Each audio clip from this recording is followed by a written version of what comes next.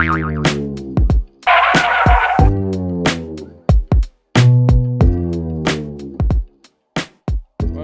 we are recording. Sweet. All right. Welcome back to another Wright Music and Management podcast. This is Chat Fox. My name is Sam. This is Jack. Say hi, Jack. Hello. Hello, everybody. And we are joined by Jordan Davidson of Spotlight Music. How are you doing, man? Doing good, yeah, yourself? Yes, good, good. Not too shabby. Um, yeah, I mean the reason that we wanted to get you on is obviously you have quite a knowledge about what's going on in terms of bands and artists. You seem to have your finger on the pulse, doing your new music Fridays and stuff like that, which is fantastic. It's a great way for everyone else to see what's all these new releases and new bands and artists as well. So can you tell us a little bit about what Spotlight is? So primarily it's a platform for music journalism. So it's interviews, reviews, features, opinion pieces, stuff like that. But it's not just me. I'm the editor for a writing team, which is about 30 people. We are looking for more writers at the minute as well, because everybody that kind of contributes on a volunteer basis. So they drop in and drop out. Most of them are students, so they can only contribute as much as anyone can be expected to, especially at the minute. So yeah, we've got a writing team. We take submissions for music, or if you've got like a project or anything going on, send it to our email address, which I'm sure we can plug later on. And yeah, like I pitch anything that we get to the music team, and we try to cover as much as we can. I've doubled down on the social media. I'm glad that you mentioned the new music Fridays, because that's something I've really been pushing. It's awesome. Really, really good. It's a bit nuts, like, because it's a proper adrenaline boost on a Friday. Because some of the stuff I get pre-warned about, like I'll get press releases and stuff. Yeah. There's always stuff that slips through the cracks. So like right up until lunchtime on Friday, I'm just like going mad, just like trying to absorb as much as possible. Yeah, and yeah. get it down. No, it's awesome, man. I think that's just so important. As an artist myself, and I'm sure Jack will agree, it makes you feel good when you see someone else sharing your stuff. And when that's like a blog or magazine or any other sort of creative, it's really welcoming. So I'm sure on behalf of all the artists in the Northeast, I'm sure they're very thankful. Yeah, I guess what I'd like to know is, how did it start? You say that it's a team of 30 writers and you're the editor. Was it you that came up with the idea for Spotlight? No, so it was two lads, David Bell and James Grant. James works for SSD now. I'm not sure what David's doing, but that was back in 2016, I believe. And I met one of their mates through university, and he said, "It's like, we've just started this music website. Do you want to come on as a writer?" And I was studying journalism at the time at Sunderland Uni. And I was like, yeah, sure thing. So like for about a year or so, I did a lot of writing and started taking on more responsibilities, helping with gigs and stuff. And one day, like James was like, "Do you want to start like editing all the articles? Like none of us have journalism experience." So I think 2017, I took over as an editor, but they were still running the website. And then 2018 came around, and I did a music festival in Sunderland. So it was the first time I did a gig where it was like multiple venues. Nice. And that was like a massive thing, like bigger than anything else we've done. It was huge. Certainly for me, it was like a lot of work. And James like approached us and said, "You've put so much work in. We started out with like the video sessions and like the live music and stuff, but the most consistent element has always been the articles." Yeah. And he recognized that that was the work that I was putting in. And he said, "Do you want to take it over?" So since 2018, I've taken over ownership of the website. I've taken over like the editing aspect of it and the event aspect. So now James and David have gone. So for the past couple of years, it's just been me running the whole thing. Wow. That's a lot of responsibility as well. Mm. That's Yeah, mad, man. it is. Yeah. But but I think it helps a lot as well because you know the writing team are really good. They're really responsive and they're good to like bounce ideas off and stuff. But Yeah. it does help just being like not having too much complications at the top. You know what I mean? Like if Yeah, stuff needs done, definitely. I can just be like, right, just get it done. Yeah, definitely. That's really Yeah. good, man. That's really good. How did you you mentioned that a lot of your writers are like students and stuff like that, which I think is great because, you know, I think it's great for the students to have like a portfolio of work and also they're contributing to, you know, to the Northeast music scene. How did you sort of build that up? How did people start coming to you, or did you sort of see, you know, um, their independent articles or something like that, and did you approach them, or what was the process behind that?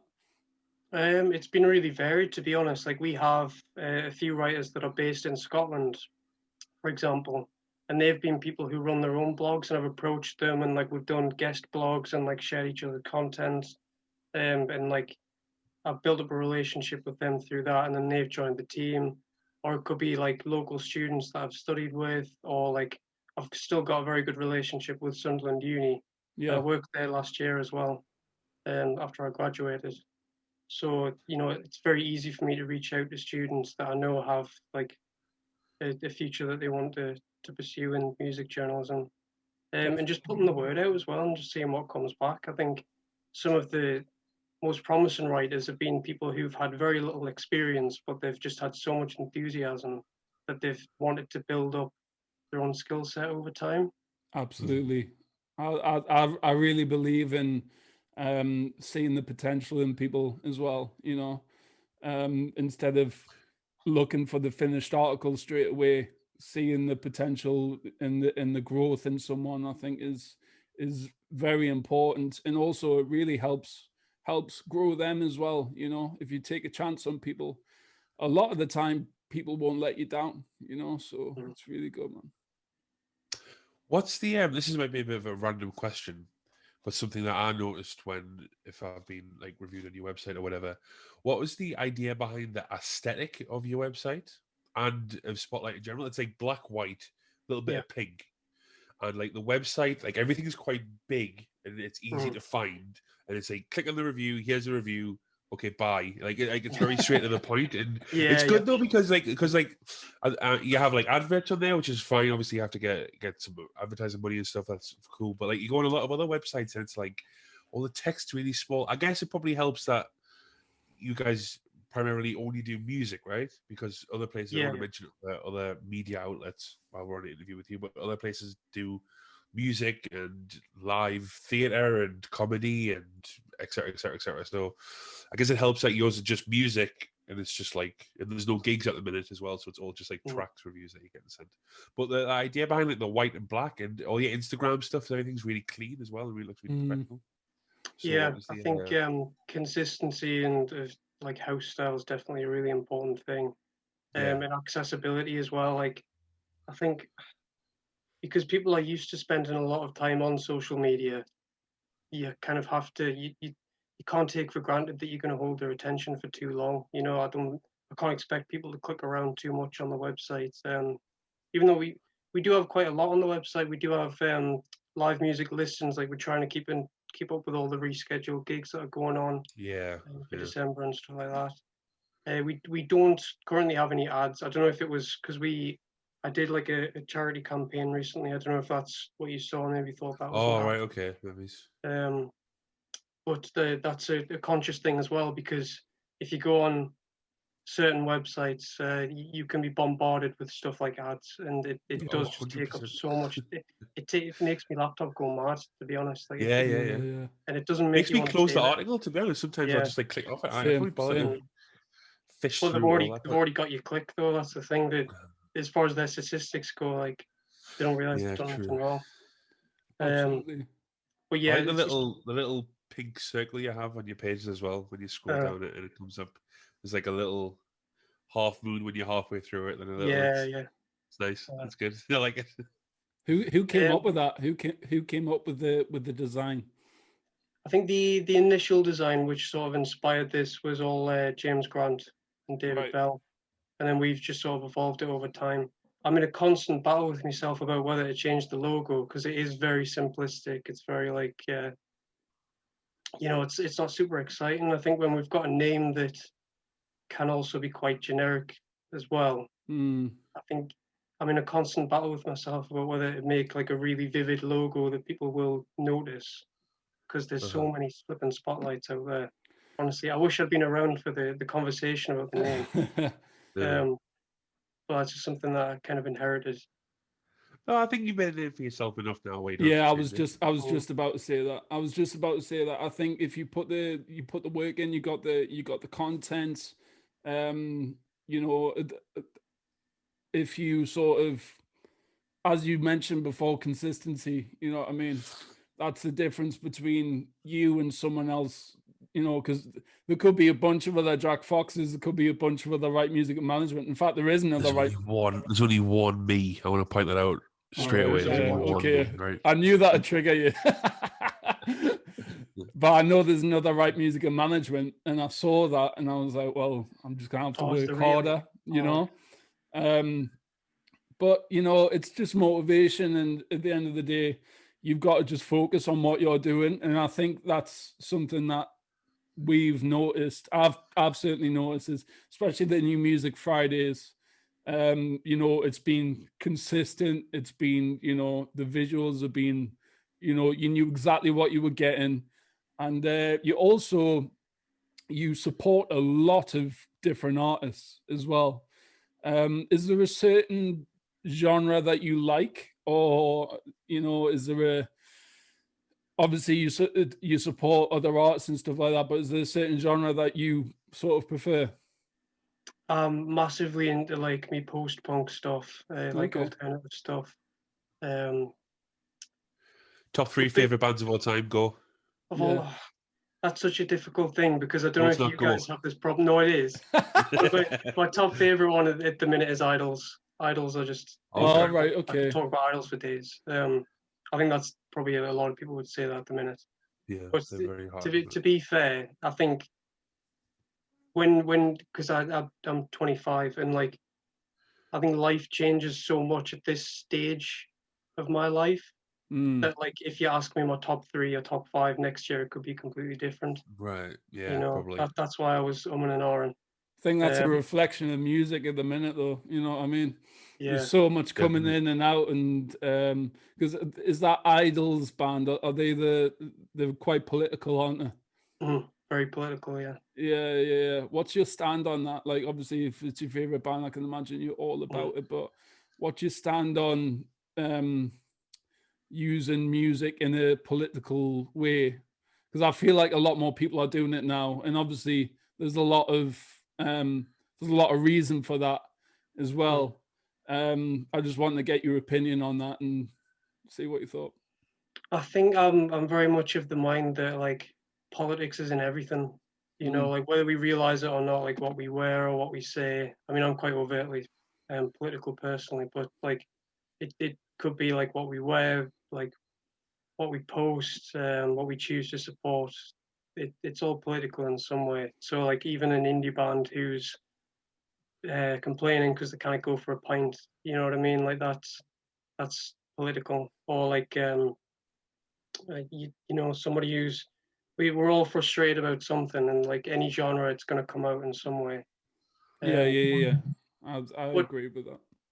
yeah, but I think since we mentioned idols, I think one of the most important like political debates that we're having at the moment is about masculinity and toxic masculinity, and Mm, that's something that they touch on quite a lot.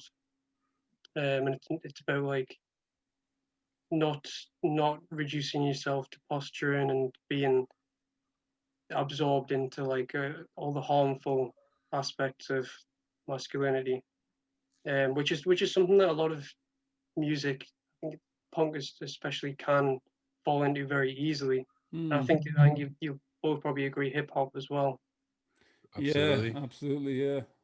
It's funny. I found that funny with punk music, though. I think punk music gets stereotyped as like harsh and everybody hates each other and spitting at each other and mosh pits and stuff at gigs. When actually, like, punks are some punks that I know are the mostly left wing, loving, open people that I've ever met in my life. It's funny how stereotypes are. Same with hip hop, really. To be honest, I think a lot of people think hip hop gigs everybody's gonna be carrying guns and knives and all this stuff. That just isn't true. You go to any sort of hip hop gig and everyone's hugging each other and supporting each other. Weird stereotypes are so weird. Yeah, I feel So like unusual. especially with the social media now. I always talk about social media, man.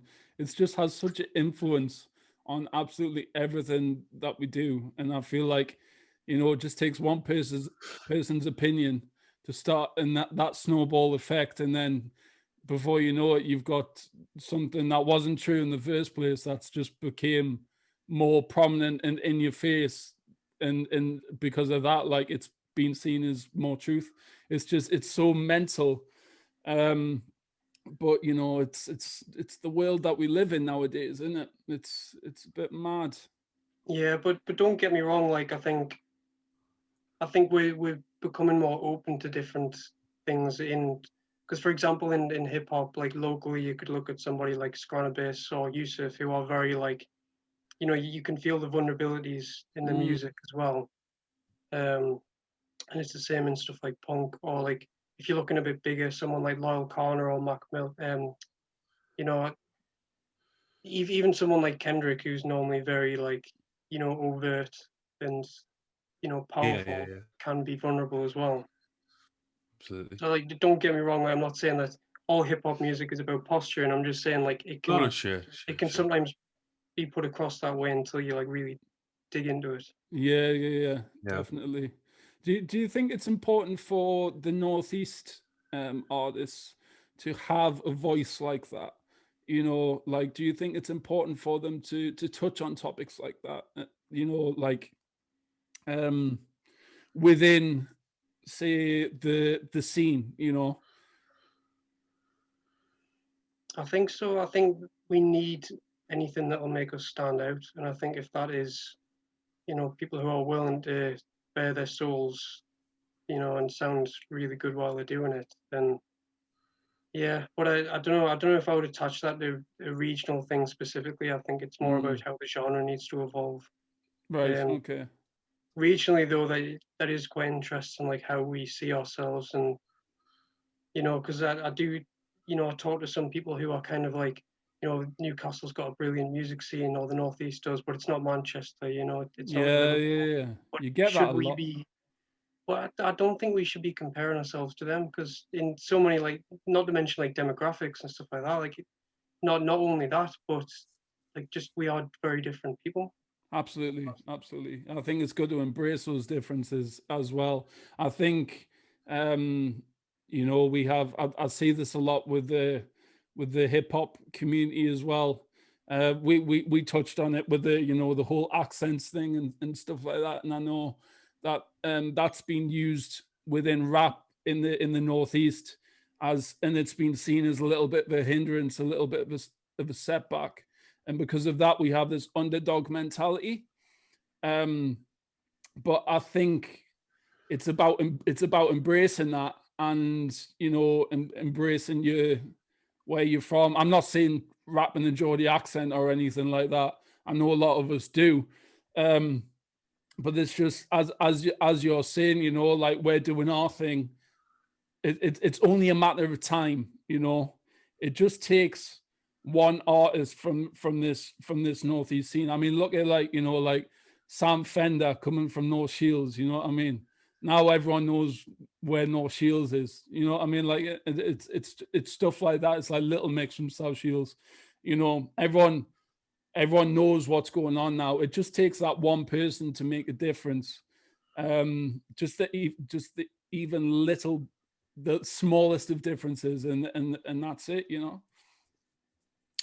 I've been saying that for a long time. I think, Mhm. like, if one artist can like, maybe he's not at the minute with what's going on, but like jump on a support tour for somebody or get a feature from somebody, that's all it'll take, I think. Mhm. And then, well, it depends what you're trying to define like breaking through as, though, isn't it, as well? Yeah. It's weird, isn't it? Because you can literally create um I was saying this yesterday. You can create this identity of being an artist and being a musician just from social media, and and having the right photos, having the visuals, because visuals are a massive thing now. I don't even think Absolutely, yeah. sometimes it matters about the music. Sometimes if the visuals are killer, then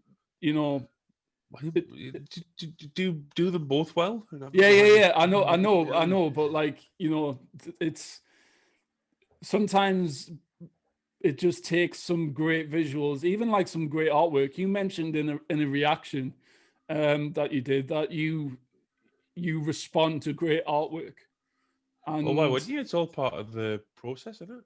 but does that stand out for you, Jordan? Like, say you get submissions and you get press releases. I would definitely say it doesn't matter who you're reaching out to, like whether it's a local blog or someone on like a national level. Aesthetics are really important when you, because if somebody gets like 100 emails a day or more, then like they're going to be looking for. It's all, think of it almost like CV writing.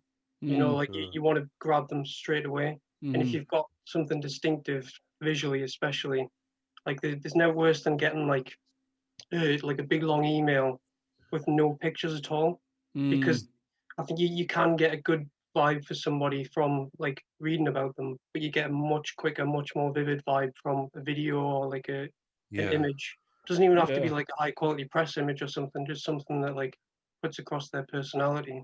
Yeah. What's the ideal way for someone to email you that's going to catch your attention? And Yeah, what's like a checklist of things that an Yeah. artist should send? Firstly, getting my name right. There's one guy who consistently calls it something that I'm not. And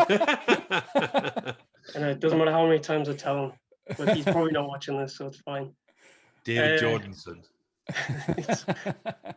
I wish it was that similar to my actual name. Well, one of the things actually is to put them in the BCC, because if you're CC'd, I think I spoke to you about this at one point, Sam. Yeah, Like, if you you're did mention CC'd that, in yeah. with a lot of people, like if it's people that obviously it's fine. But if it's somebody that like has never met you before, and they can see all the other people that you've emailed, like you want to trick them into thinking that you've Right. took the time Okay. to email them personally. I remember you telling me that, and I was like, that is a very But good. wait, that means you wouldn't address people by name though in the email. That's surely important. No, as well. if you've developed because I've developed relationships with like a few different PR people. So I mean, like Oh, if okay. there's no excuse for this person because I've known them for a long time. But Right. Okay. because they email a lot of people and they get names wrong and that. You can also, I mean, it's easy to find out my name anyway. Like it's in like the about section of the website. I've got to It's meet not a the team difficult name, section. Like, Jordan. I'm not gonna lie. It's not a No, difficult it's name not. at There's all. no excuse for no, that. but like even if like they've never emailed before, just go on almost every website's got like a team list or something. Just find out the name of the editor, stick your name in, make it personal, make sure you BCC it, stick in images at the bottom, something that like puts across what you are personally. Mm-hmm. I'm not even that fussed about press releases, to be honest. I think it really helps, but certainly like the first time you're putting yourself across, like a press release could come like further down the line, but just keep it simple, keep it short. Like, what are you about? How would you describe yourself? Like, what makes you different?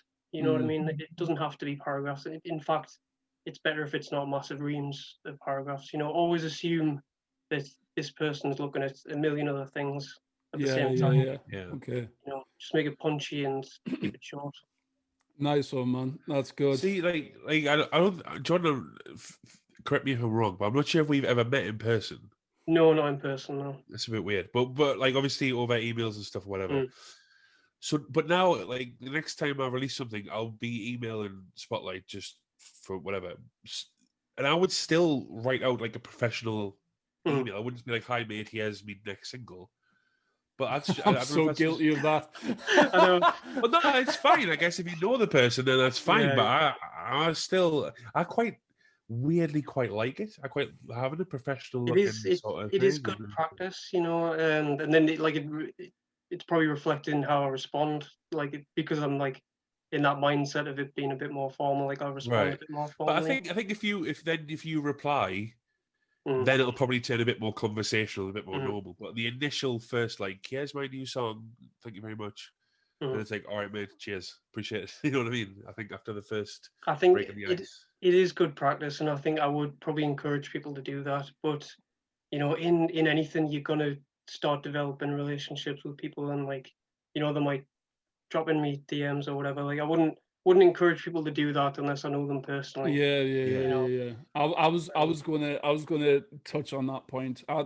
I've said this a lot, where I think it's really important to build natural and honest relationships with people in the scene, in the industry and stuff like that. Because I do feel like, even higher up and stuff like that, there's a lot of that going on. There's a lot of cliques, Mm. groups of people, um, and I just think it's important to have that. I don't actually think me and you have met in person. No, Yeah, no, it's this weird. Like because we've spoken for a while now. I think. exactly. Yeah. But the thing is that if you come at someone with a honest intent, and you're chatting with them and stuff like that, and also I think it's good to support what they do.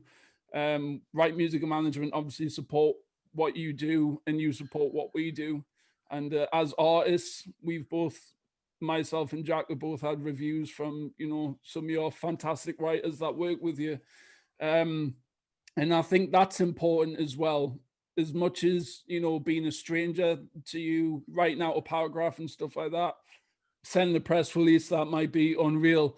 What's going to stand out more, having like a unreal press release but not knowing them, or having that relationship built up over time, so you feel comfortable and you're actually invested in this person as an artist because you've seen their sort of journey? Do you know what I mean? Mhm.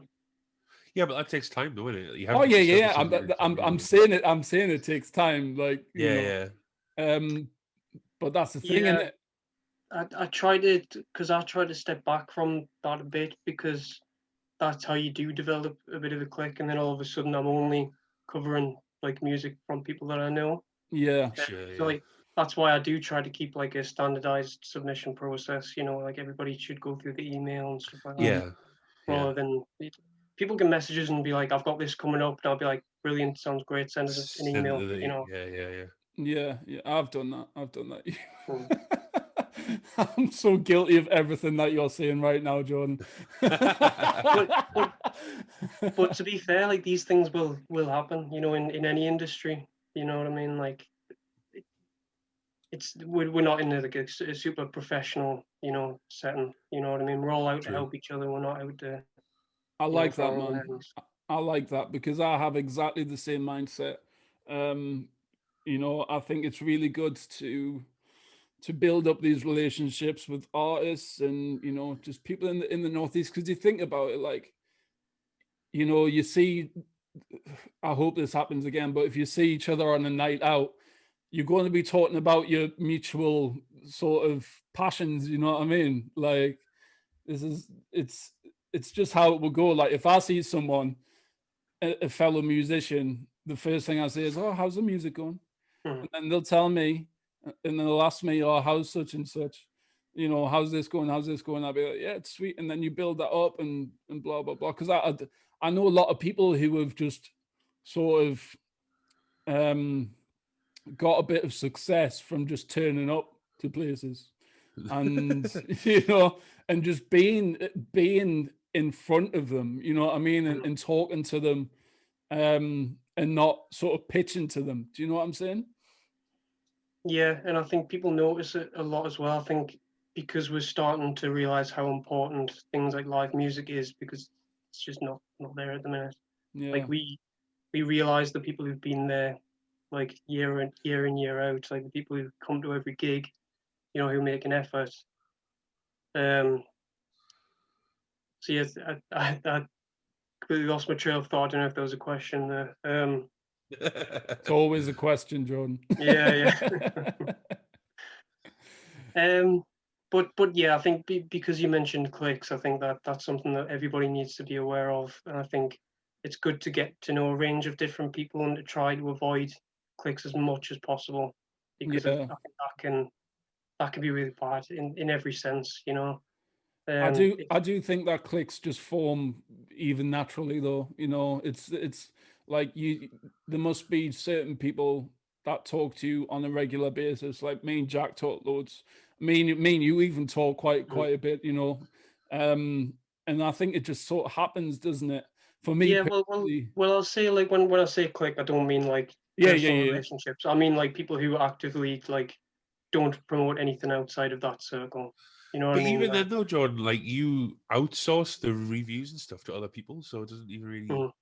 If it was a click sort of situation, if I sent you an email, you're going to send it to one of your writers who I necessarily don't even know. So, Mm.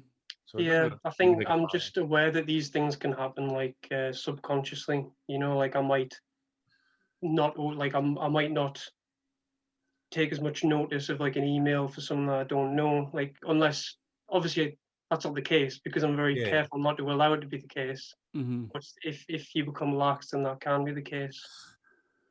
How do you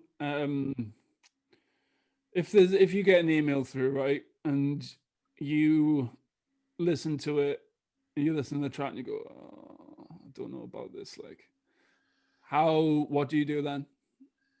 Well, that's the beauty of having a writing team because it's normally somebody's vibe, you know. What if it isn't?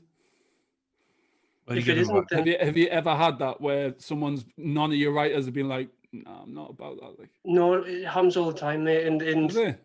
Sick. I mean, Juicy. you guys are pretty lucky. Like your stuff does resonate with a lot of the writers. Oh, But good. a lot of the time, I do have to let a lot of people down, and those are Mm, the people I tend to remember. You know, like we could help 100 artists a year, but it's that one who gets really disappointed. And sometimes it's consistent as well. Like sometimes they might Yeah. release like 3 singles in a few months, and none of it gets put up, and it's hard to put across that it's not personal. You know, I've, Yeah. especially if they're I've, younger as well. yeah, I've had that as well.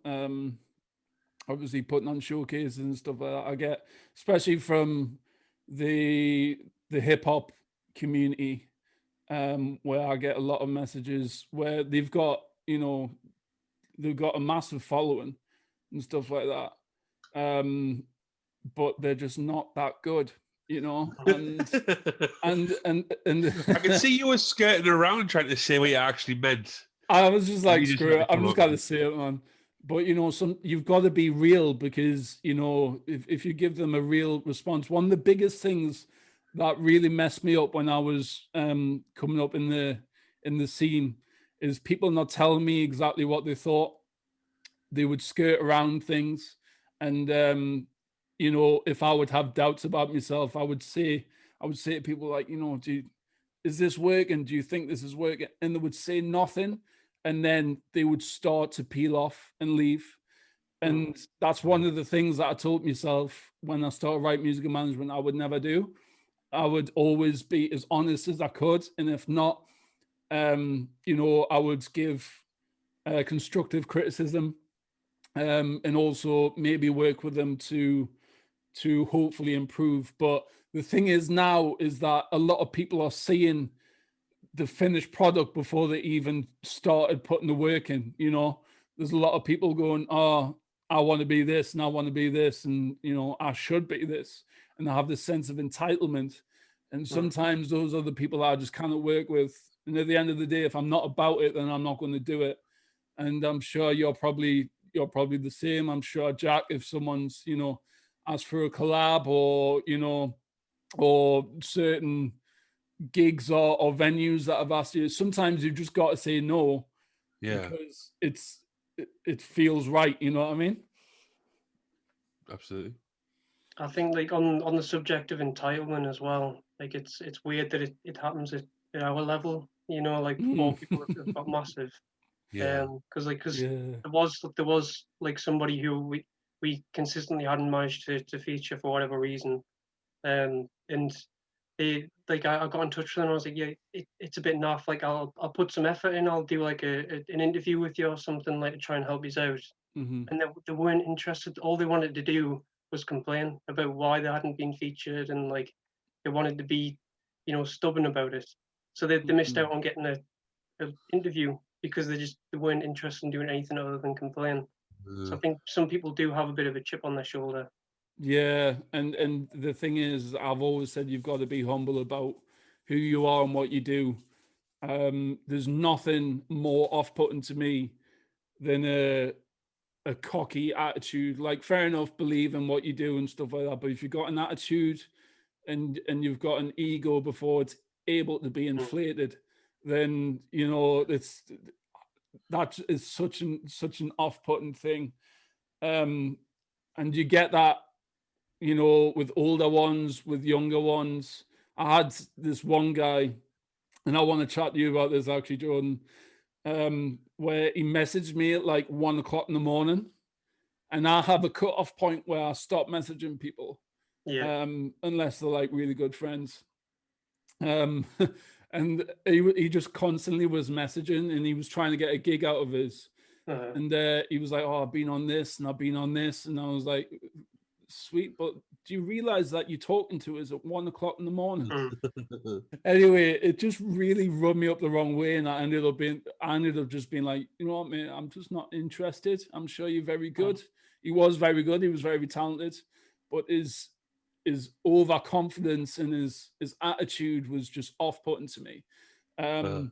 So 2 questions, Jordan. Have you ever had that where, so obviously you mentioned it before, but I can imagine you probably have a lot of cases of that. And also, do you have a cut-off point where you are just like, I'm not responding to any emails or messages or anything like that? Because I can imagine you get bombarded. I do get bombarded, and I should probably have a cut-off point. But it's something that I've just never been able to establish. Like November, like we're low key like having a bit of a break over November. I think that's about this. So, like we are putting stuff out, but not as frequently to give ourselves a bit of a break. And all I've done is fill my time with other stuff, like the new Music Friday stuff. Like I've not given myself a break. I've just filled it with other stuff. Yeah. So I would say I need to learn to practice what I preach, but I would recommend to other people, like if you don't have work hours, like if it's something that you're doing as like a project, give yourself hours as if it was work. You know what I mean? Because you need to switch off at some point. And if you're lying in bed and like your phone's just gone off, and you're like, oh, I'll do this one more thing. It never ends. You know? Absolutely, man. It's so important to have balance.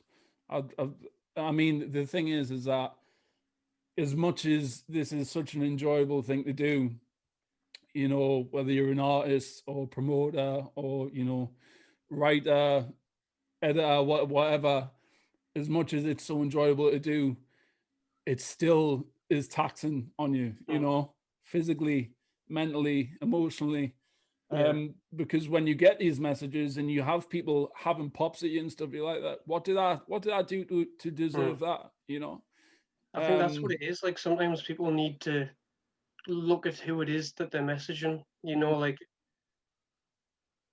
it shouldn't be too much to ask. If you're looking to be featured on a website, look a bit into them. You know what I mean? Like we've got an About Us page that explains we are volunteers. Like we do it all in our spare time. Most of us are working or studying. So we can't get everybody. We'll do what we can, but we can't feature everybody. I can't answer every single email. Yeah.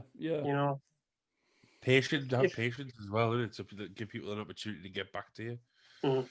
Because if it was a full-time job and I was being paid to respond to hundreds of emails a week, then fair enough, I would be expected to do that. But I'm not getting to a degree though, because you can't reply to everybody email that everybody sends you, especially if they're being like rude or like, "Yo, let me on your website." Like, have a bit of something about it. Like we don't want people being rude as such, but it's like I'll get an email and it's just a Spotify link. Just like, all right, mate, my band's just released a new song. And I have no idea who you are. I can't, or like, will you review my track? No social links, no name of the band or even like a streaming link or anything like that. And Do you it's like, think that's it? That's like a sort of sense of entitlement, like no, I think it's a lack of like knowledge among knowledge. up and coming bands. I think they think they're doing the right thing Yeah. by doing that because they've never done it before. Like Mm. if you just start a band or you just start a solo career, you don't nobody tells you this stuff, you I know. suppose. Yeah, I suppose. And I've tried to help that a bit. Like we've got a submission form on the website, which like you can use instead of emailing. It's got like boxes and like it says like if you have information about this, put it in here, and like it kind of lays it out for people. So like it's almost like when it's done, it'll be almost like a press release. You know, it'll be everything that you need. Yeah, that's sweet, man. That's really, really good. Um, do you have like a sort of opinion on the Northeast music scene at the minute in terms of like the way I see it is it's developed so much. It's if anything, it's became a little bit more um what's the right way to put it? I feel like a lot more artists are taking themselves a lot more seriously now. You know, like in terms of, you know, they're putting out press releases, they're making their own press releases, you know, they're going out getting music videos done. Like everything's a lot more accessible now, you know. There's a lot more videographers out there, there's a lot more photographers out there, there's a lot more ways to brand yourself and put out exciting visuals and stuff like that. I just want to know what your opinion on that was. I mean, what's your sort of history with the Northeast music scene for a start?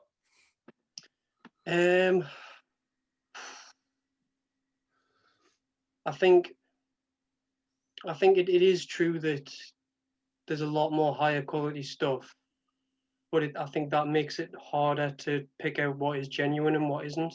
Hmm. You know, like you could make. I mean, anybody can make a decent quality music video now. You know, and I think that can maybe make people think that they've reached a stage that they haven't quite reached yet. Right. Okay. I think one thing I want to highlight as well is that we need to be very wary of music venues because we can crack all the different things, but if we don't have a live music platform to show it all off in the most genuine form that it can be put across as, Yeah. then I don't think we can develop the scene as much as we want to. Yeah. Yeah. You know what I mean? And I think that's where bands grow like a consistent following and consistent audience and show that they're serious because somebody could make like a high quality music video and they're like, oh, like these guys like they're like in it for the long run. A couple of months down the line, you might never hear from them again. You Yeah. know, like all that Yeah. is for now. Absolutely. So I think we need to be very very careful to, if not expand the number of venues that we have, protect the ones that we have, because that's where like the genuine following will be. Like if you look at like all the iconic British music venues that people know, none of them are based up here.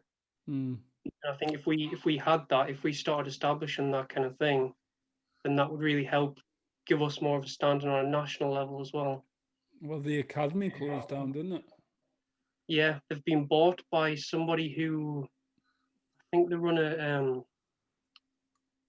couple. I think one's in Brighton. Yeah, it's been bought though, so next year it will be taken over by somebody from out of town. Hmm. Which is good and bad. I think that's a whole other thing. Do But you that will have potential. I think. Yeah. Do you think that the venues like the bigger promoters and stuff like that, do you think they do enough to support the these emerging artists and stuff like that? And also I want to say that to Jack as well, because obviously Jack, you're in Hive Mind. You've had a lot of success. You were on the BBC stage. What festival was that again? This is tomorrow. This is tomorrow. That's the one. You know, and obviously that was a massive thing, wasn't it? And For us, it was. I mean, Yeah, I, yeah. yeah, But I mean, I mean, obviously, I'm not saying that you should go out and support every single local artist and stuff like that. But do you think enough is being done to do that, or do you think you have to go down a certain route to be able to have these opportunities? Jordan. I think knowing a few different venue owners and promoters, like they do a hell of a lot. And it's not about them not doing enough, it's about there not being enough variation. Hmm. Because like they establish an audience over time for like a certain venue. You know, like the Clooney offers gigs to like a lot of different communities and different genres, but there will be stuff that wouldn't fit in the Clooney. So like Hmm. we need to find more venues to support those artists, you know, like the alternative stuff. So I think like it's not so much about the people that we do have not doing enough. It's about expecting too much from them and putting too much on the few venues that we do have. When good it should point. be about getting more, being owned and run by like a more varied number of people. I think that comes from just having a community mindset as well, though. You know, Mm.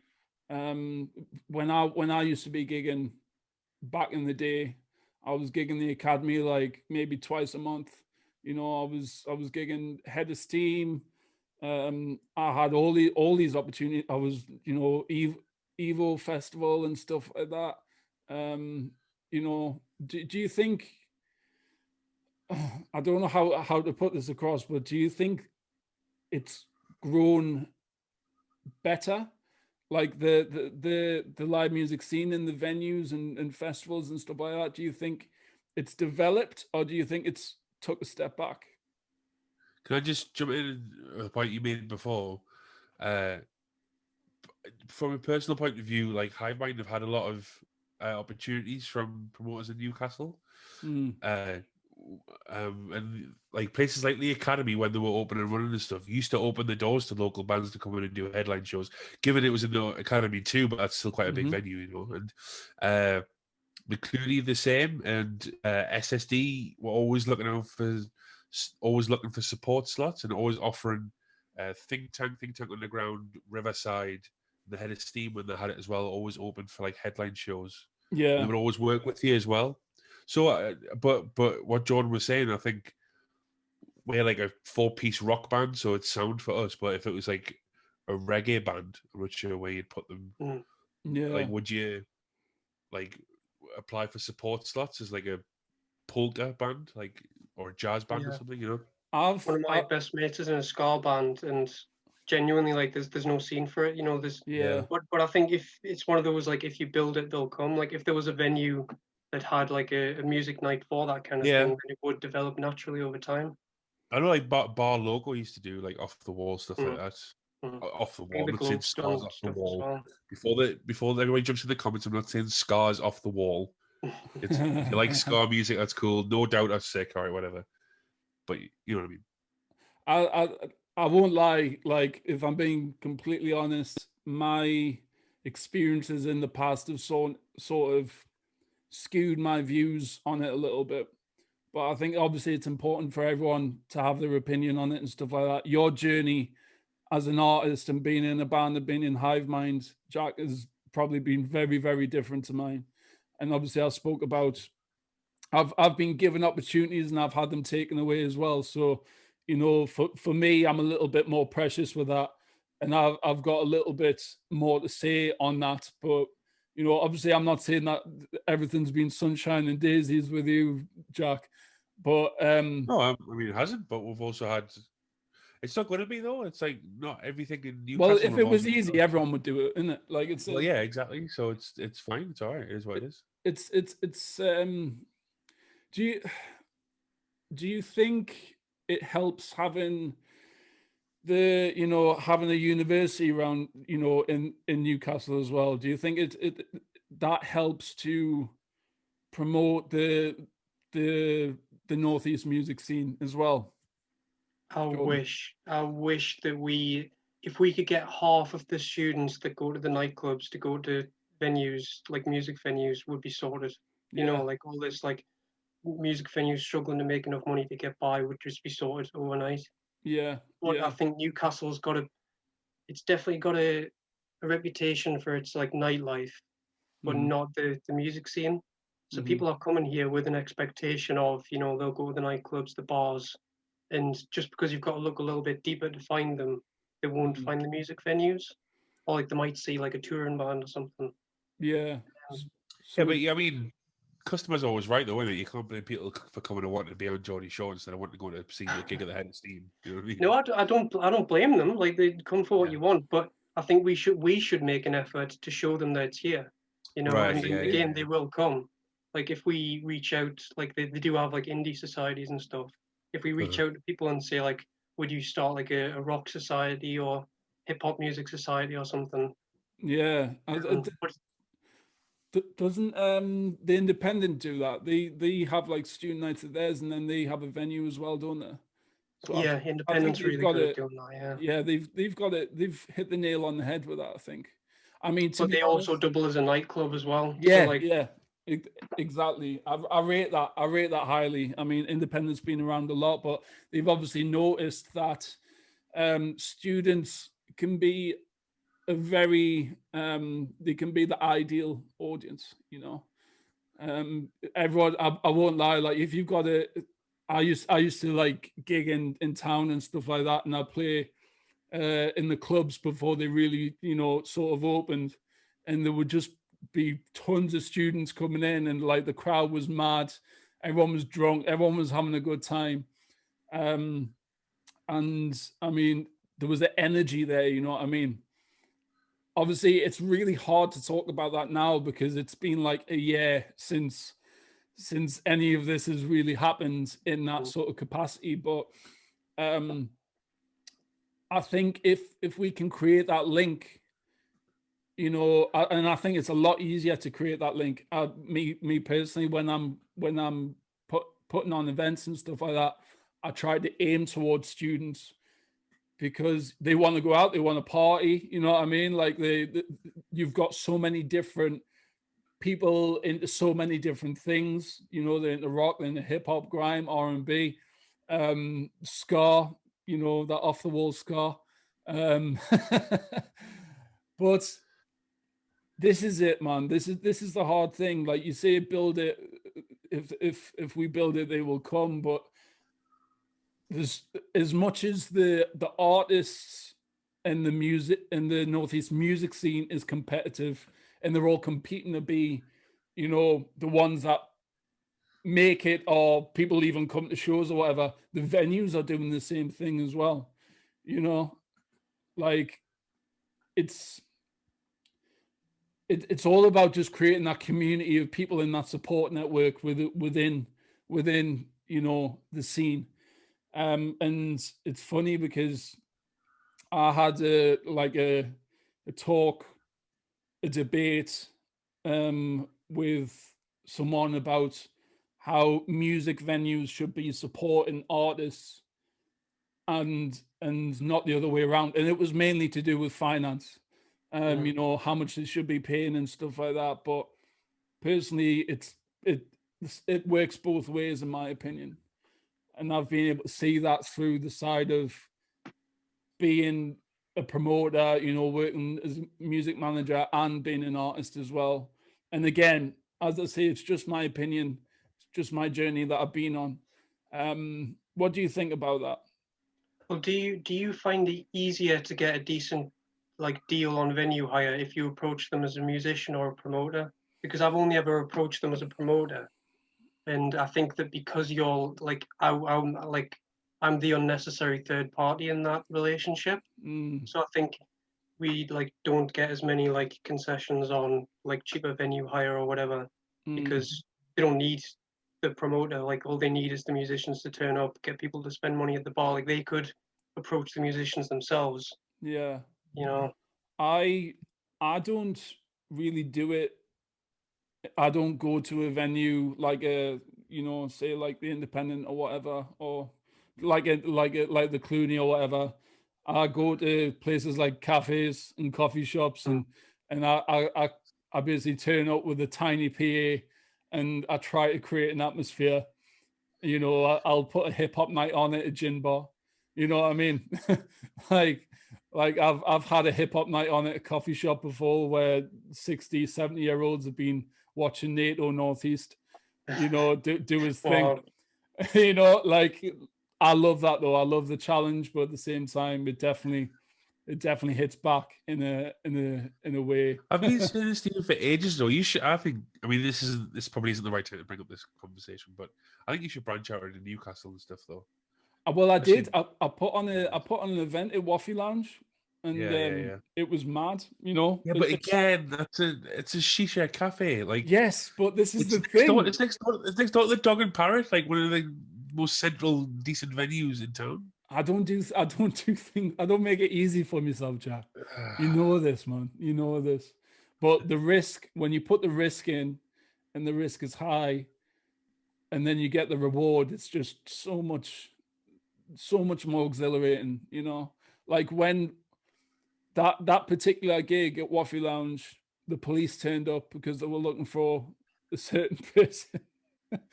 And that person was on the bill, and the reason they turned up was because they looked online and found that they were playing there. So we lost probably about 20 people that were just coming to see them, and the place was dead at the start of it. And I went out and I come back in and the place is rammed. And I mean, upstairs in the shisha lounge, you know, it was mad. You were there, weren't you, Jack? I wasn't performing. I was just watching because I didn't really know you that well back then. Yeah. But the mic cable was so short that whoever was performing had to stand in the air, and they couldn't really move much further than like this far away. So man. it was a spectacle. I know, but you know, it's a learning curve, man. It's a learning curve. It was a very successful night. I never heard anything back, but you know, you keep going and you keep just seeing what works, I guess. And unfortunately, right now nothing's working, but it will. It'll get back. It's it's bound to. It has to. But yeah, like I think it's a weird one, man. Like, can you sort of do you have any particular music venues that you would go to? Like, if you had if a gig was on, is there a specific venue that you would go to, Jordan? If I was putting on a gig. No, if as a listener, as an audience, being in the audience. No, I would say it depends on the artist. I wouldn't look on the listings for a specific venue. I don't think. I think. I don't know. I don't think I'm like the typical punter because I'll be bombarded with stuff anyway. Like I don't have to look for it. Like it comes to me. Yeah. Whereas I think for some people that might have to put a bit more effort in than they should to like learn what's really going on. Mm-hmm. I think yeah, I think if you keep an eye on stuff like things like the Clooney, they've always got good stuff on. Little Buildings as well. Little Buildings got a really good range of stuff that I've never been there. It's really good. I've not been to the new venue because they've moved now. Yeah. But I know they've still got the same outlook and the same like open-mindedness about it. Alan's a nice guy. He's very passionate. I will say that there's mad passion within the Northeast music scene, and I think I mean, you have to be going to this industry. You have to be a little bit mental or extremely passionate. Yeah. Yeah, yeah, man. I think it's funny because the amount of passion that the Northeast has, you'd think that we'd be getting a little bit more back. I might be completely contradicting what I was saying before, but I do believe that the creatives around here are some of the best creatives I've seen, and you can tell that just through being on social media and stuff like that. Some of the artists here, some of the singers, some of the rap artists, artists, graphic designers, comedians, you know, all that, all that. They deserve that sort of chance, that break, you know. But then again, it's still personal because you got to put that work in. So it, you know, it's a weird thing. Yeah, I think you mentioned like the underdog aspect of it, and I think that does breed like a need to be more creative. Yeah, Um, yeah. and I think like the utility arena thing kind of came to us, and that did help put us on like a national stage, but also like the socially distanced gigs at things like Tyne Bank Brewery and Mm-hmm. the stuff at Independent, like that shows that we were on the ball. You know, like Mm-hmm. this is how it's going to be, whether we like it or not. We're going to make the most of it. And I didn't Mm-hmm. see like across the country there's like socially distanced gigs and stuff, but I didn't see anything else that was as consistent as what we had going on here, and as good Absolutely. quality as well, like well Yeah, I promoted agree. stuff. So I think we have managed to pull ourselves up as a region to like do ourselves proud. I think Absolutely. that's like the mentality up here, though, isn't it? Like, Yeah. oh, we'll just do it. It's fine. We'll Yeah, just do it. yeah, Like, yeah. It's I always think been that like that though. I think that's good to an extent, but I think that can also lead to people being accepting of the situation because they know that they can uh, get up at the end of the day. But when you do more uh, than just get up at the end of the day, Yeah, yeah, absolutely. I think we do have a workers mentality, you know what I mean? mm, Like we again the passion is the, you know, it's the engine of the Northeast music scene. Every single post you see, every artist, and you know, I'm mainly talking like the rappers and stuff like that, but all like, oh, watch this, watch me blow up, watch this, you know, like you're gonna see this, and then you see all these, even these independent artists that don't have any backing, and they're putting that time in to, you know, get a great music video or get good artwork. We'll come back to artwork, but I've noticed just that there's some incredible artists with fantastic artwork, you know, and I mean that catches me eye definitely. Um, but what I wanted to ask you is, what do you think makes a good song, Jordan?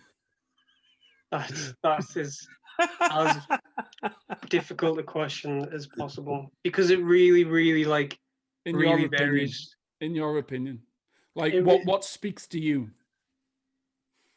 uh, complete honesty, like something that doesn't have to be dressed up to be like I was never a fan of like high literature or poetry, like it's something that's down to earth, you know, Mm, something that like isn't wrapped up in itself and like too difficult to unpack, you mm, know, like yeah, something that's honest. I think that was a really difficult question because like song structure wise, it could be that message could be delivered in many, many different ways. it could, it You could. know? But I think it has to be honest and just not, you know, I think if it people can see through it if it's nonsense, you know, if you're pretending to be something that you're not, or if you Mm-hmm. pretend to have experiences that you haven't had, people can see right through it. absolutely. Psychopath. Yeah, yeah, yeah. Country road. Hmm. Yeah. What about you, Jack? What makes a good song to you? I don't know, something that isn't. I mean, it's ridiculous to say something that hasn't been done before because we're in 2020 and music's been around for a million years. Mm, But something that's like, just don't do what the last guy did. Just do something a bit, add a bit of your own personality on there. Like, don't just be a copy of a copy of a copy, as Nine Inch Nails once said. Don't just do a drill music video where you do this every 2 minutes. You know what I mean? Don't like just have a bit of something about you. Be honest with yourself and just be like, do I want to do this? Is this really me or not?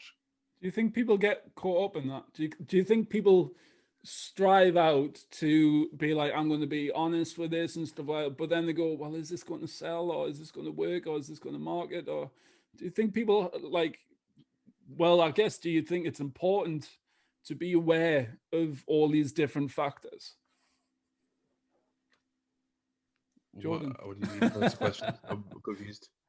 Like, Well, so, I mean, who am I to tell any other artist want to do what you want. You know what I mean? Who cares? But like, if you're one of these people that's sending Jordan emails being like, "Can you review me song?" and then he doesn't because he's had 5 other emails that day are exactly the same, don't then complain about not getting reviewed. Like, have a bit of just be honest. Just I don't know, man. Sam, it's a very generic question. I don't know. I'm tripping over myself. I think it's a difficult question as well because it depends how people view success. Because some people might be happy, they might make a lot of money on something that isn't genuine, and they might be happy doing that. Some people might not. And I think Yeah. that really varies between musicians, I think. There's different journeys in it. It's different journeys. Everyone's got a different mindset. That's the beauty. That's the beauty of the world, man. Everyone's got different, unique ideas and stuff like that. But I do feel like some people might get lost in, they might trade in their honesty for something that might work or be a little bit more pleasing. You know what I mean? Oh I yeah, well, yeah. I do see that. I do see that, and I personally, I've been through that myself as well, where I've wanted to be honest with what I'm writing, but then I was like, well, that doesn't really But make. also, sorry to cut you off. Sorry, go on, finish what you said. No, you go, man. Oh, sorry. I think it's kind of I don't want to get too generic with it, but kind of in an age now where it is reverting back to being yourself. Like loads of people's jobs are just like content creator. That's because they're being themselves and people have bought into them themselves. So I think if you like, I made a conscious effort. I can only speak from my experiences, but I made a conscious effort to like double down on who I am as an artist. So sometimes I'll play guitar and sometimes I'll rap, and when I rap, it'll be all funny stuff and punchlines and stuff like that. Because I'm not gonna start rapping over like trap beats, talking about how I'm selling drugs and stuff. That's not who I am. And if people like it, then cool. But if people don't like it, then I'm not gonna get mad at people who don't like my honest music. Yeah, yeah. I Because mean, that's everybody's different, isn't it? you've got to know your audience, I suppose, as well. Yeah. Like Yeah, but there's people out in the world that don't like the Beatles. So not everybody's right. yeah, true, You know true. what I mean? But what's more important though, like playing to your audience or playing what's valuable to you and letting the audience find you? Well, that's the dilemma, isn't it? That's like what do you do? The thing is that like we're talking on a purely a small scale. You know what I mean? It's probably way different up there. I don't know what it's like up there, in the with the record labels and such and stuff like that. But this is important to talk about because I don't think you should sacrifice who you truly are to to be able to make yourself more marketable or something like that, but then again, what do I know? Well, no, it's just be yourself, and just be yourself, and Yeah, but I do. it'll show as well. It'll show like I'm 31 now, so if I started wearing ballies with a bag that goes across here, Oh, please do, please do. but if I did it would be for comedic effect. Though it wouldn't be me, would it? Like Next you know video, next video. what I mean? In fact, I mean, but you just got to be true with yourself, innit? That's all it is. Just be honest and. I think everybody in their moms have talked about Sam Fender at this point, but I think he's a good example because he hasn't changed who he is to get popular. Like if anything, he is popular because of who he is. He's a Geordie through and through. Like people see that, and so he hasn't turned into like some Americanized, indie star, yeah. to get to where he is now. So I think that's Yeah, a good that's example Sting. for people to follow. Sting. This is going to be called Jack Fox calls out Sting. Sorry, John, I didn't mean it. Bally on and I think it's very easy for Geordies to be likable, though. Like it's to a degree. I think the accent always sounds stupid if you like watching TV and there's like like you're watching The Chase or something, and 3 people are from down south, and then there's one, "Hi, I'm from County Durham." You go, "Oh, Jesus Christ." Yeah. But at the same time, that's likable. That's going to stand out more than someone It's from more, down yeah, south. it's a bit more honest. You know, you're not looking at them and going, "Oh, it's some tough." You know, it's I Yeah, suppose. it's more relatable. yeah. That's the great thing about being from the Northeast. Like if you go anywhere else, people are like, ooh, say super duper computer or something like that. You know what I mean? Like, and I think it's really good to embrace our Geordiness, because obviously me and you spoke about accents and stuff like that, Jack. Jack sense, if you will. Sorry, it just I couldn't help myself, man. I couldn't help myself. But yeah, I mean, I wanted to talk to you, Jordan, about have you always had an eye on the Northeast hip hop scene? Have you always sort of covered it? Because I feel like it's become a lot more prominent in the scene, mainstream. Me Mainstream wise. personally, not until quite recently. I think it took me a while to because I think it's not very accessible. Right. To Okay. be honest, I think from an outside view, there's a lot of people releasing stuff in a very different way to the rest of the different music scenes that are going on. Like there's a lot of people doing spontaneous stuff like Facebook Live performances. And there isn't it's changing now. People are releasing stuff with a bit of promotion ahead of time. But some artists, not so much now, but very recently, was still just dropping stuff. Like not like it didn't feel like as much of it was special because it was just coming out so often. And I'm not saying that's wrong, because however they reach people is, if they reach people successfully that way, then fine. But from coming from every other genre, that can be quite, it can take a bit of getting used to, I think. Yeah. But it definitely wasn't until recently. I'm trying to think who it could have been that. I I think was just about to ask that. Who was the first review? Yeah, I think Scranibus again was probably the first one that really I was like, whoa, this is the kind of quality that I could imagine on a much larger scale. Scranibus But is getting mad love on these podcasts. I know. You're gonna love this. Yeah. Yeah, I think he's the earliest one I can remember, I think. But I'm actively trying to use my platform to promote more stuff from the hip hop scene. Yeah. Because the last thing I want to do is make us too specialized on one genre. And the best thing that we can do is get people interacting and mixing. Like somebody could come for a plastic glass review, who loves indie music, and then stay on the website and end up coming away with a new favorite hip hop artist. If we cover a broad range, then they're more likely to come across new stuff.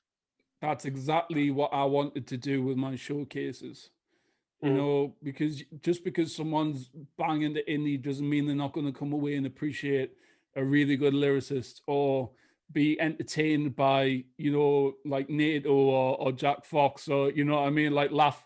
All it takes is just one laugh, a funny line, and that can stick in someone's head, or even see the energy that one artist creates or something like that.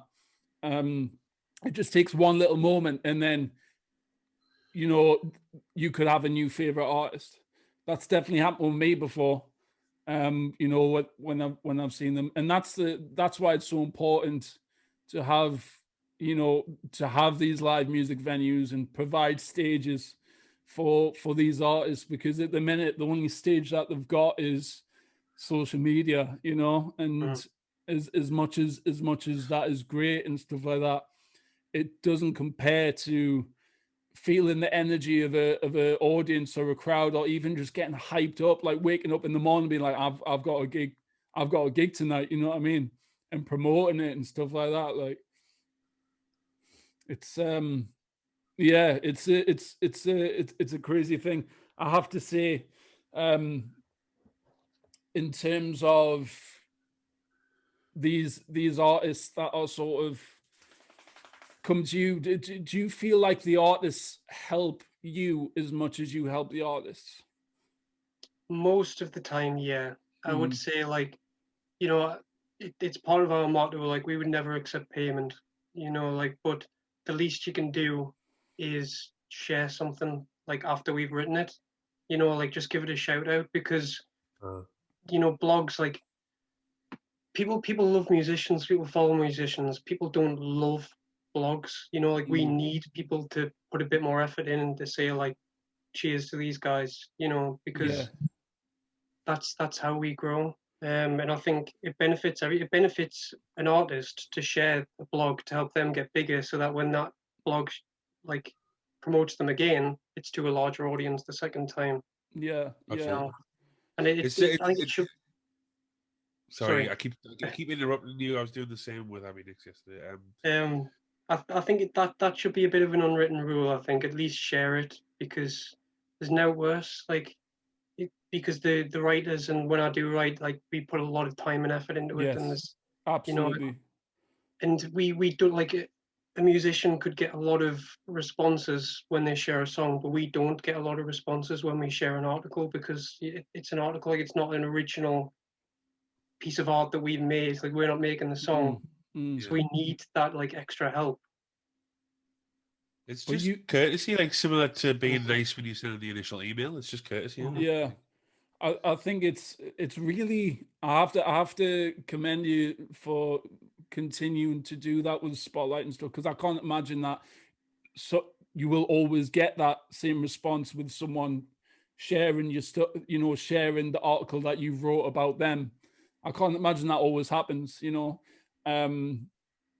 because unfortunately that is what goes down. But I think it's really important to show that side of things, as much as blogs are important and artists are important, the venues are important, radio stations are important, but they all come together to create this scene. It's all different pieces.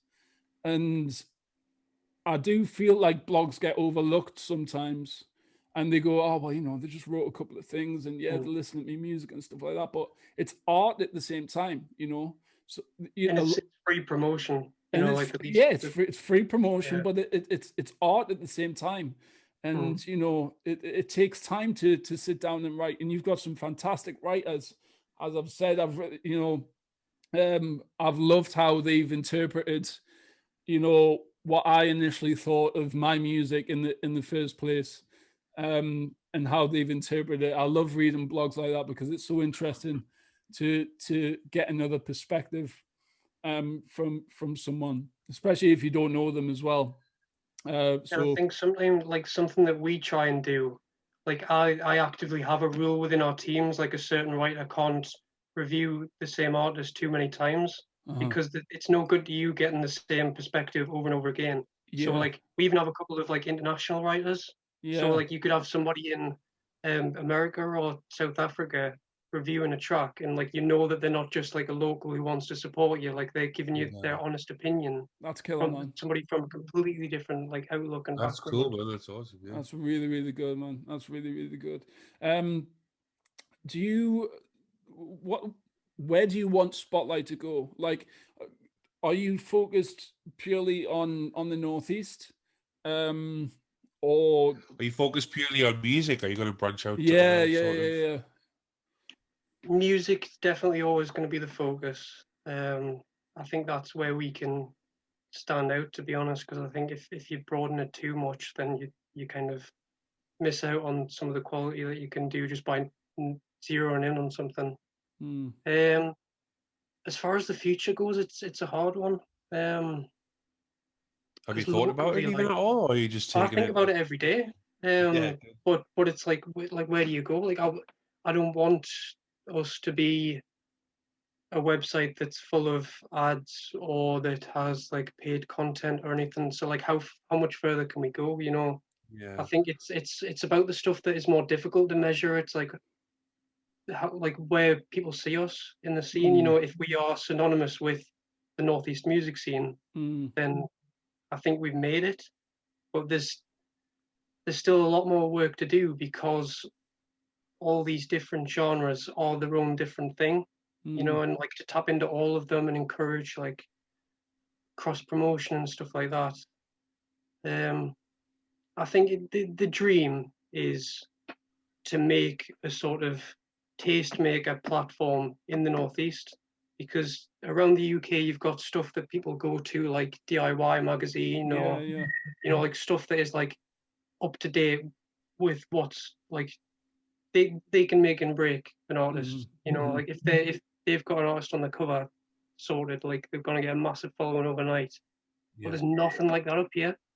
Nothing that's got like a national audience at all. Yeah. So I guess the end game is to reach as many people across the UK and abroad, but to keep the Northeast at the heart of what we do. That's good, You man. know, so that will mean, you know, featuring artists from outside the Northeast and like encouraging them to share local bands and like, you know, sharing like listeners and stuff.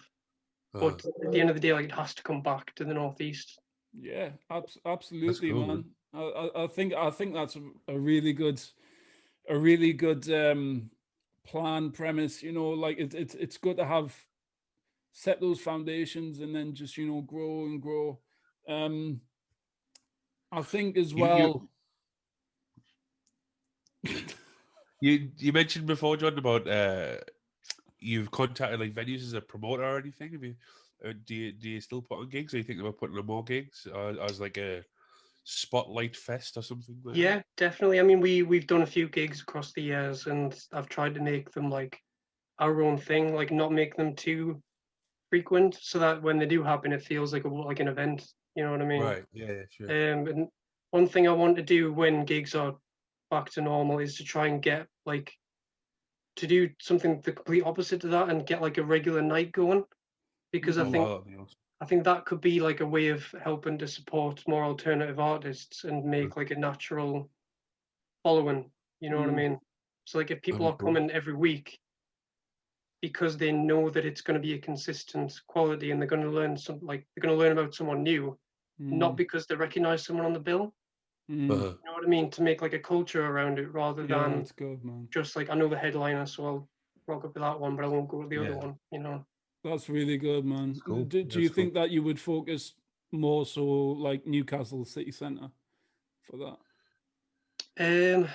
Probably I think, because I think there's a lot. Where are you based, John? Where are you based? I don't want your address. I just want to know where you are. Yeah. At the minute, I'm in Northumberland at the minute. But I want to move back. I was living in Sunderland for quite a bit, so I want to move back there soonish. Why? No, I'm just kidding. I've got family in Sunderland. Yeah. It's got its charm. I think. Sorry, I think with your vision and how honest you are with, you know, what you want to do with Spotlight and stuff like that, I think that's really endearing. I think that, you know, people will definitely, you can tell that you really want to encourage and support the Northeast music scene. You can tell that through the way that you'll just post about random stuff. Like one thing that really stood out for me is just putting on your story when, you know, even if someone posts like a coming soon, you know, post or something like that, and you'll avidly go and be like, wait for this, you know. You don't necessarily treat it so much as a business, like routine scheduling and stuff like that. Obviously you do, but what I'm saying is you come at it from a personal point of view as well. You actually you go out of your way to support artists, and even if artists don't sort of show that same support back, it sticks with them. You know what I mean? Like obviously with me just picking up on that, and I don't know if Jack noticed that as well, but you can tell that you've got a proper passion for the Northeast, and that's shown through how professional you are with Spotlight, but also just, you know, just how you really know like music, you know what you like, you know what you don't like, but you're willing to, you know, take risks and stuff like that. I think that's really important. And that comes with putting on events as well. You know, like anyone can put put on an event, but it takes, it takes a real passion in that as well. You gotta love what you're doing, because as you said before, you got to be honest with it, and that comes in music, it comes in blogs, it comes in everything, I think. But yeah, I think you've definitely, if you strike when when you're able to, I think you're gonna have a really big success with it, man. I do really appreciate that, because I do put a lot of time and effort into it, and I think that's another thing. Like, if I aim for this to be like my career, then like that's something I'm gonna have to confront. Like, how do I maintain it so it's not a job and it's something that I love doing? So what is the future to keep this always as a side project while I'm doing work and like making, money to survive, or is it my job? That's something I'm gonna have to try and like overcome. Absolutely. You're still young, man. You're still young. You'll be all right. You'll figure it out. Yeah, Jack keeps I bringing up forget age. I do, yeah. I'm the He's oldest just person in the salty. universe, so it's all right. Two old men, just like like talking Hating on to the. everything so far. No, I think that's fantastic, Jordan. Is there anything that you wanna shout out? Can you give your socials, and where can people I'm find still you? looking for writers. Yeah, you're still Yes. looking for Yeah, writers. yeah, yeah. Um, Especially this month, but anytime, it doesn't matter what month it is or time of the year, we're always looking for people to help out. I think best thing to do is just go to the website spotlightuk.co.uk, sweet. because the socials have got all kinds of different handles and stuff like that. So everything's on the website. That's like you go to for everything. Awesome. And yeah, just get in touch. I mean, I don't expect you to know everything when you get in touch. Just be genuine, be yourself. Don't worry about having like a professional press release or anything like that. Just information about you, and if you genuinely love what you do, and then it comes across. So don't worry, just don't worry about stuff like that. That's really good, man. That's really good.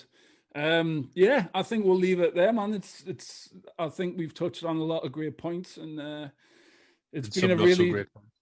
You are. I can't help but make silly jokes every time You somebody can says it, can you? something. You can it. I really can't. Look, I haven't done a gig since March. I'm dying to make silly jokes in front of people. Yeah, that's true. This is your platform. This is your stage. Yeah. But no, I've really enjoyed talking to you, Jordan. It's been great to get an insight, on the sort of process of blogs and what you're looking for and stuff like that. And I do believe that a lot of artists in the Northeast, they see Spotlight as one of the main ones, and if they don't, then they're definitely going to sooner or later, because you put a ton of work into it, man. So yeah, thank you so much. Really appreciate you talking to us, Jordan. Thanks for all the support over the It's years. been very good for my ego. Yeah, man. Well, you got to show love when when it's earned, and when it's deserved. And as Jack said, thank you very much for supporting us as artists, and thank you for supporting Wright Music and Management as well.